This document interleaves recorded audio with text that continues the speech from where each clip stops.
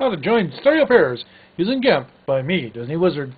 First, I like to set up two directories so that I have one each on each side. So this would be the left image on the right side because I'm going to be crossing my eyes, and I'm going to set up the right images on the left side. So when I drag them and drop them, they're going to end up down here into the big empty space. So the first one I'm going to do is I'm going to drag. Okay, let's just minimize it then. Oops.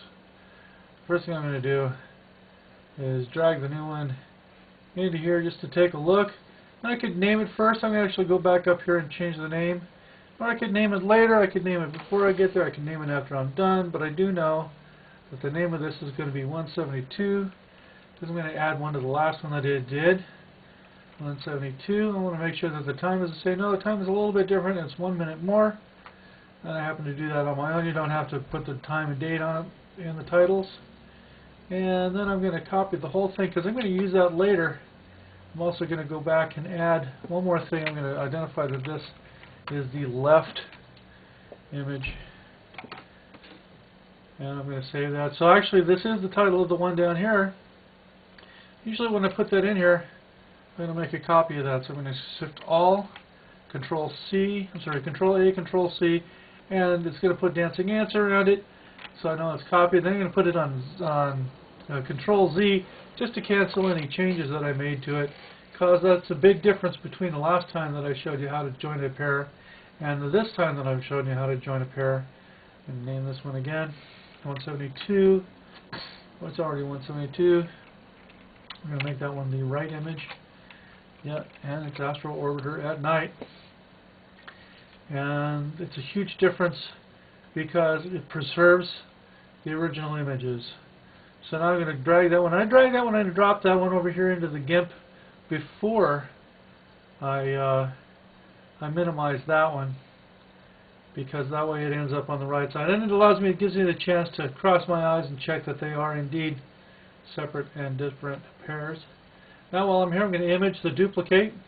And that's the big key. The difference between the time I showed you before and the time I'm showing you now is that by duplicating it here, I give it a no-name image, and it retains all of the EXIF information, all of the camera style, and what time and stuff I took it, what date. Now I'm going to change the image size. Actually, I'm going to go back here and show you why I'm changing the image size.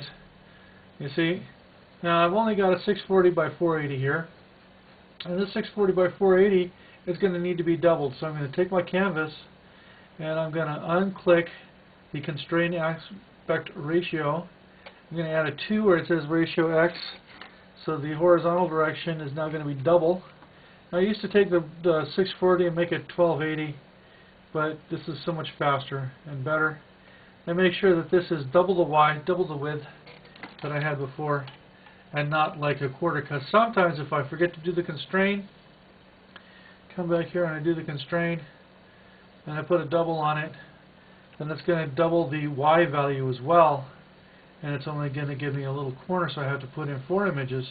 Now that's not so bad if I wanted to like make an image that did that, but I'm not doing that today, so I'm going to make that an X2 and a Y1, and that will give me a double the width. Now you see my canvas size is doubled, and I have all this empty space up here, but that's the space I'm going to fill. Before I can do that, if I just paste it right here and Control V, there's a paste, it's going to put that image right on top of the old image, but I don't want to do that, so Control Z, clear that out. What I want to do is I want to flatten the image, and normally I just hit Shift I, and there's a flatten the image with Shift I. That's the fast way. But what it's really doing is it's doing Alt I, which is the image flatten image right here. Alt I F does the same thing. If I hit F, there we go. Alt I F, it takes me to the same as Shift I. Now we're going to paste it. I can do that either by saying Edit, Paste, but it's so much better to hit Control V. Now while I'm sitting here dragging and dropping this thing around here, make sure that I have the selection tool on. I'm going to put this thing around here. And it doesn't have to be quite right. You see I got a little bit of a line here. Could have maybe a little bit of a line down there at the bottom. We're going to fix that in just a moment. Now, at some point, if I was doing a stereo pair that wasn't going to be animated, I would align these guys so that this line is exactly on that line. You can see it's just a couple, like a six or so pixels higher than the other side.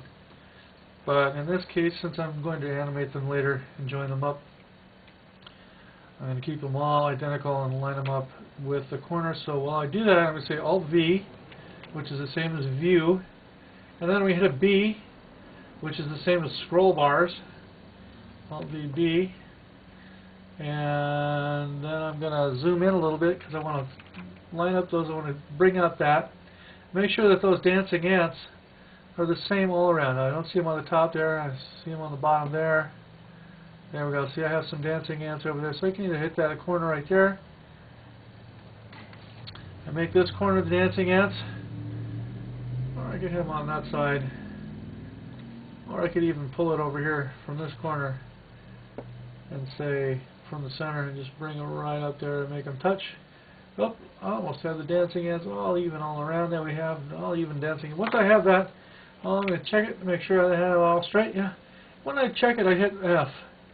F is flatten. I'm sorry, not flatten. Is view full size or something like that. View. What is F? View zoom. Zoom to fit window.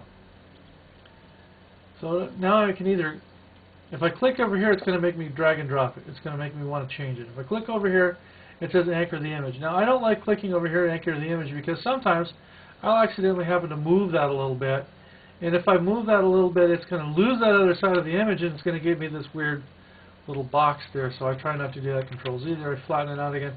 I click it down here in the edges or up there on the top, and that way it doesn't give me the opportunity to do one of those selections. Undo the selection. Alright, now I have a stereo pair. I can cross my eyes. You can see that they're a little bit different on each side. I can kind of see around this side, and I'm going to put my left eye on that side, and I can see in that one. So yeah, it works good, and we'll just save it like that. Here we go, save. There's a great, big, beautiful Tomorrowland. And when I save that, I'm actually going to put it in my documents. I've created an alias to another document called current, and that's where I'm actually the one I'm working in. So I'm going to save it in there. Now, one of the things that I've been doing recently is saving it with an additional. I'm going to put the name back in there. Put some restart markers on it. That's just for me. But save the EXIF information. That's important to me, which is a big change over the previous method of how I showed you. One of the things I'm doing recently is I'm taking the layer from the color and doing auto equalize, and that kind of brings out, if it was a really dark image, I'd see a lot of things, but this particular one doesn't make a lot of difference. I'm still going to save them like that. Now we're going to do save as, which is the same as if I hit the keyboard Alt-Shift F. Now I don't have to select the directory again because it's already in that directory from my last save. It will change the next time I modify an image. And I'm going to call that E2UALIZED, equalized, add an E to the 3D, and there you have it. To review, make our left and right directory, copies to the text buffer and the image buffer are separate, rotate and align, crop to fit, select all, minimize, duplicate, and then minimize. Double the width with canvas size, unlink the constraint aspect ratio,